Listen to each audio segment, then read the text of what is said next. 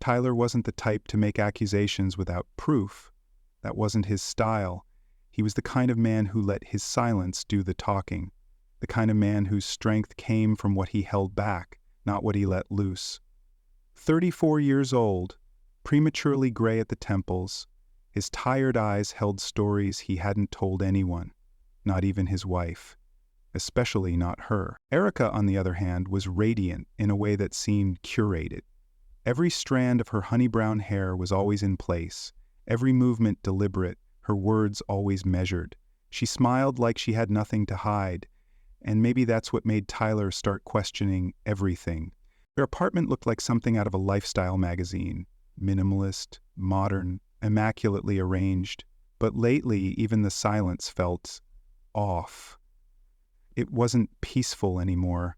It was loaded, as if the walls were holding their breath. He started noticing the little things, the way she always kept her phone face down, the half-second hesitation when he asked about her day, her scent changing ever so slightly. New perfume she claimed was a sample from work. At first he told himself he was imagining it, that maybe he was being paranoid, insecure, unfair. But then came the nights when she'd fall asleep with a faint smile on her face, only to wake in a different mood, distant and overly sweet, as if compensating for something. It was on one of those nights just past 1 a.m. when Tyler made his move. He placed his phone locked, dark-screened and silent on the bookshelf across from the bed. Erica was already under the covers, scrolling, headphones in, her back turned to him. He didn't say a word. He just climbed into bed beside her, pretending to drift into sleep, even matching his breathing to the rhythm of rest. But his mind was wide awake, electric with suspicion. Minutes passed, then whispers, a soft giggle, a shift in her voice. Lighter, secretive, not meant for him. That was the moment something in him shifted. Tyler didn't confront her, not yet. He didn't shout or demand answers. Instead, he waited for the recording to finish, for the facade to keep cracking, for the perfect moment. Because when you're dealing with someone who lies for sport, you don't fight fire with fire. You hit play. The morning after the recording, Erica moved through the apartment like nothing had happened. She brewed her artisanal coffee in the French press she loved, humming a tune under her breath as the rich scent filled the kitchen. She wore one of his old college sweatshirts, something she only did when she wanted to appear cozy and connected. Tyler watched her quietly from across the counter, letting the moment stretch. There was something oddly performative in the way she poured the coffee into his favorite mug, like she was playing the role of the attentive wife, just enough to lull him back into comfort.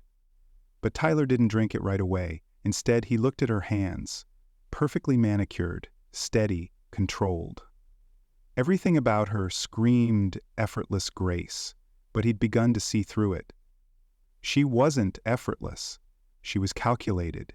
Erica chatted lightly about her plans for the day, about a new pitch she had to prepare, how her boss was being impossible again. Her tone was familiar, her rhythm the same, but her eyes, he could see it now, kept flicking toward his phone, just briefly, as if confirming it wasn't nearby. She didn't know it had been right in front of her the whole time. She didn't know it had caught everything. Tyler nodded along, not saying much, letting her talk. He found himself studying the cadence of her lies, the way she inserted just enough truth to make everything believable. The detail about the coworker who always interrupted her meetings, probably real. The frustration with a new client, sure, that might be true. But what wasn't real, what he now knew was absolutely not real, was her story about the late-night brainstorming call. The one she'd claimed kept her up until 2 a.m., headset on, pacing the hallway while he slept. He remembered lying in bed that night, eyes closed, heart hammering, listening to her giggle softly. She had murmured things no colleague should hear, intimate things, familiar words meant for someone else, not just "I miss you," but "next time let's go somewhere without mirrors." I couldn't stop looking at us. Tyler had heard it all, every breath, every word. He hadn't even had to guess. In the days that followed, he didn't confront her. Instead, he doubled down on being the man she thought too passive to notice. He still did the dishes, still asked how her day went, still touched her back when he passed behind her at the sink. But he started paying attention to patterns. How often she changed her phone passcode, how long it took her to reply to texts when she said she was working late, which shoes she wore when she was supposedly just going to the grocery store. Tyler started leaving his phone recording more often, discreetly. Once in the bathroom cabinet when she was getting ready for her girls' brunch, another time beneath the couch cushion while she paced the living room during one of her not-so-calm phone calls. He gathered hours of audio, much of it boring, useless, but now and then a line would drop that made everything else worth it. The most damning recording came one quiet Tuesday afternoon while Erica was supposedly on a Zoom call. Tyler had left his phone under the pile of magazines on the coffee table. What it picked up was enough to make his blood run cold. Her voice, breathy and low, not in a professional tone at all, cooing softly. "No, he has no clue. He just thinks I'm exhausted from work. Honestly, sometimes I forget he's even there." That one sentence shattered whatever trace of doubt Tyler still held. It wasn't just infidelity, it was contempt. She didn't just cheat, she erased him, reduced him to a background hum in her carefully curated life. He knew then what he had to do. There would be no screaming, no melodrama, just and a single moment of devastating silence, when her own words would speak louder than anything he could ever say. Tyler had always believed that silence was power. Words, when flung in anger, tended to lose their edge. But silence? Silence could cut deeper than any shouted accusation, and so for days he said nothing. He smiled when expected, offered affirmations when prompted, and made love to Erica one last time with all the detachment of a man closing a door behind him. What she didn't notice, what she never seemed to suspect, was that the man beside her had stopped being her husband the moment she said, "He thinks I'm exhausted from work." That was the moment Tyler's heart stopped breaking and started sharpening. The manila envelope he'd prepared wasn't just a set of documents, it was a full stop, an ending meticulously planned. Inside was not only the divorce paperwork, but also a written transcript of the most damning audio. He had underlined certain phrases in red, not out of pettiness, but precision. There would be no room for denial, no emotional bargaining, no "but I can explain." Tyler spent the next evening preparing the space for what would be the final act of their shared life. He cleaned the living room, straightened the cushions, and dimmed the lights just enough to set a mood that was neither confrontational nor cold, just neutral, measured, the same way he intended to be. On the mantel above the fireplace sat a row of framed memories. Their honeymoon in Santorini, Erica holding a glass of wine on their 5th anniversary, a photo booth strip of them laughing during a friend's wedding. Tyler left them there on purpose. He wanted her to see them when the truth shattered the air. He wanted the betrayal to echo not just in the recording, but in every smiling image that now rang hollow. That night, as Erica walked through the door with her usual self-satisfied grace, wearing heels that clicked against the hard wood like punctuation, Tyler greeted her with a soft "hey." She responded with a kiss on his cheek and a sigh about traffic, tossing her purse onto the couch as if nothing in the world could touch her. He watched her unlace her shoes, pour herself a glass of wine, and sink into the couch without a hint of guilt. "How was your day?" she asked, glancing at him over the rim of her glass. "Quiet," Tyler replied. "Productive." He took a seat opposite her, phone already resting on the coffee table, screen down, waiting. "I have that early meeting tomorrow," Erica added, crossing her legs. "So I might turn in early. Hope you don't mind." There it was, the casual distancing, the subtle prep for another lie. She had no idea that this conversation wasn't going to end with her retreating to the bedroom. It was going to end with her face frozen in the moment her double life collapsed. Tyler leaned forward just slightly, elbows resting on his knees. His voice remained low, almost bored. "Erica," he said, "do you ever feel like you're not telling me the whole truth?" She blinked, then tilted her head in mock confusion. "What are you talking about?" "You've been different lately," he continued, keeping his tone neutral, distant, guarded. Erica smiled. It was a soft, patronizing expression, the one she used when she thought she was still in control. "Babe, I've just been tired. Work's insane right now. You're overthinking." Tyler nodded slowly, as if considering her words. Then he reached forward, picked up his phone, and turned it face up. Erica's gaze flickered toward it, just a flicker, but it was enough. "I want to try something," he said. "Let's listen to something together." She frowned. "Listen to what?" With one tap, Tyler opened the audio file, the room filled with her voice, low, intimate, unmistakably hers. "Next time, let's go somewhere without mirrors." I couldn't stop looking at us. Erica froze. The glass in her hand trembled. Her lips parted, but no sound came out. Her eyes searched his face for some kind of opening, some angle to spin this, but Tyler offered nothing. No anger, no judgment, just the truth, hanging in the air like smoke. He let the recording play until the final breath of her laughter faded. Then he stood, walked into the kitchen, and returned with the manila envelope. Without a word, he placed it gently on the table in front of her, as if it were a check at the end of a very expensive meal. She didn't reach for it. She couldn't. Her hands were still wrapped around the wine glass like it was the only thing keeping her tethered to reality. Tyler didn't look back as he stepped toward the hallway. He'd already packed a bag. He'd already deleted her number from his favorites. He didn't slam the door or say anything dramatic. This wasn't a movie. This was precision. This was justice. The door closed with the quiet finality of a period.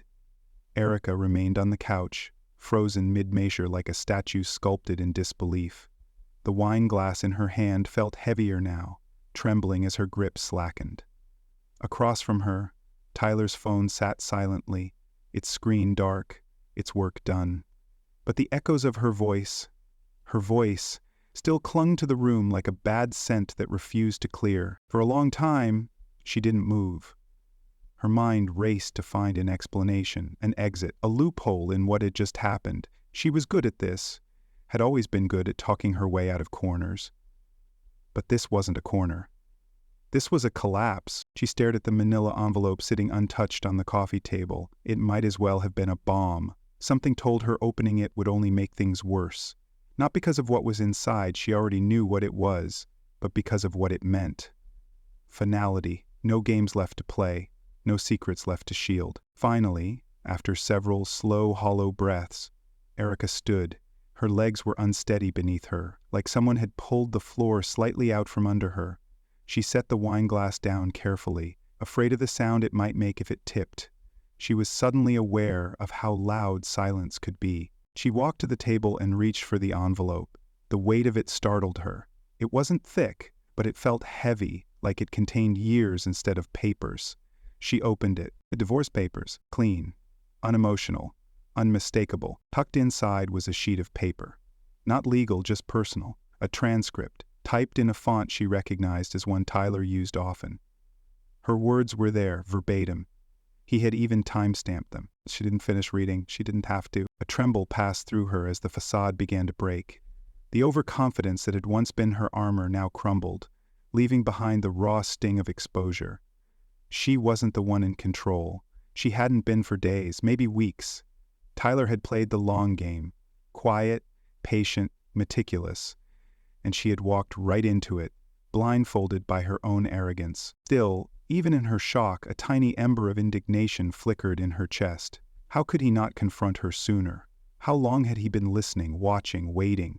The thought chilled her, but she dismissed it quickly, because the truth was far more uncomfortable. Tyler had known. He had known, and instead of yelling, crying, or begging, he had prepared a silent execution. No second chances, no scenes, just silence. She paced the living room, unsure of what to do next. Call him? What would she even say? She could try to apologize, but it would ring hollow, and she knew it. He didn't want her apology. He had made that perfectly clear. "I don't need an apology, I just needed the truth." His final words landed again, like a weight across her shoulders. And then her phone vibrated on the kitchen counter. A message, from a number she didn't recognize. Curious, she picked it up and opened it. The text read, "Thanks for the recording. I thought I was going crazy too." Erica's breath caught in her throat. Beneath the message, an image loaded. A woman, early 30s, attractive in a naturally composed way, smiling with 2 kids in a sunlit park. The name under the number said, Nina, his wife. For a split second, the room seemed to tilt. Her vision narrowed. She read the message again, slower this time, as if hoping it would change. Tyler hadn't just recorded her, he had shared the recording. He had made sure she wasn't the only one to face the consequences. The affair partner, Mark or Matt or whatever name he'd used, was married. Erica had never cared to ask too many questions. It was easier not to know, easier to lie when the details were fuzzy. But Tyler hadn't let her off the hook so easily. He had gone digging, He had found the other woman, and he had lit both ends of the fuse. Erica collapsed into the couch, her limbs folding awkwardly as if her body no longer knew how to hold itself together. She stared blankly ahead as the full weight of it all sank in. The marriage was over, the lies were exposed, the collateral damage had only just begun. And Tyler, he was already gone. Not just physically, but mentally, emotionally, miles ahead of her now, unreachable. He hadn't needed to scream or threaten. He had used the one thing she never expected would turn on her, her own voice. Tyler drove through the city without a destination. Just movement. Forward motion. The streets blurred past his window in a quiet smear of headlights and fading sunlight, but he wasn't paying attention to where he was going. What mattered was that he wasn't there, wasn't in that apartment, wasn't under that roof, wasn't sitting across from the person who had turned his life into a performance he never auditioned for. He didn't feel triumphant. He wasn't the type to take satisfaction in destruction. But he did feel free. There was a difference between revenge and resolution, and Tyler had never wanted revenge. He wanted clarity. He wanted the noise of confusion silenced. And now, finally, there was silence. Not the kind that comes from avoiding the truth, but the kind that follows it, like the hush after a storm. He checked his phone once, not to see if Erica had called or texted, but to confirm the message had been delivered. Nina had thanked him, yes, but she hadn't begged for details or drama. Her response was simple and clean. Thanks for the recording. I thought I was going crazy too. That one line meant everything to Tyler. He wasn't alone in this anymore. Someone else had been caught in the same web, and now they were both stepping out of it. Maybe that's all truth really was. A flashlight in a dark room, revealing what had always been there, waiting to be seen. Across town, Erica was still sitting on the couch. She hadn't moved in what felt like hours. Her phone lay face down beside her, the screen dark, the air heavy with the lingering echo of the recording. Every time she replayed it in her mind, her own voice, flirtatious and damning, her stomach turned. She had once believed she was too clever to get caught, too smooth to be pinned down. But Tyler had never needed to shout or accuse. He'd simply waited, and then he'd let her convict herself. She thought about calling him, not to deny anything, what would be the point, but maybe to explain, to cry, to say something. But she knew he wouldn't answer, and even if he did, what could she possibly say that wouldn't sound like damage control? Erica had always relied on charm to fix things. When charm failed, she pivoted to deflection. When that failed, she went silent and waited for the other person to come around. But this time, Tyler had left no opening, no room for a conversation. He hadn't even looked back. She opened the envelope again, almost hoping it had changed. But it hadn't. The divorce was real. The transcript was real. The silence on the other end of the line now? That was real too. Tyler pulled into a parking garage downtown and cut the engine. He sat for a while, hands on the wheel, breathing in the stillness. He wasn't angry anymore. He wasn't even sad. He was just done.